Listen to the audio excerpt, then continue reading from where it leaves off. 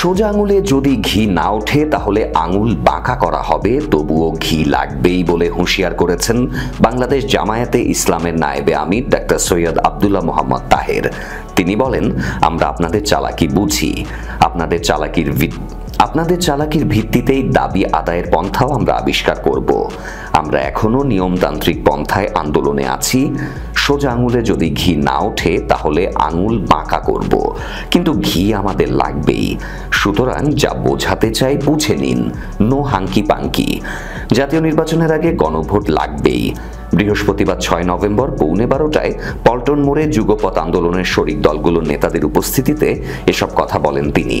জুলাই জাতীয় সনদ বাস্তবায়নের আদেশ জারি, নভেম্বরে গণভোট সহ 5 দফা দাবিতে বৃহস্পতিবার জামায়াতে ইসলামীর পক্ষ থেকে প্রধান উপদেষ্টার নিকট স্মারকলিপি প্রদানের লক্ষ্যে মতিঝিল শাপলা চত্বর থেকে পদযাত্রা নিয়ে পল্টন মোড়ে এসে সংক্ষিপ্ত সমাবেশের আয়োজন করা হয়।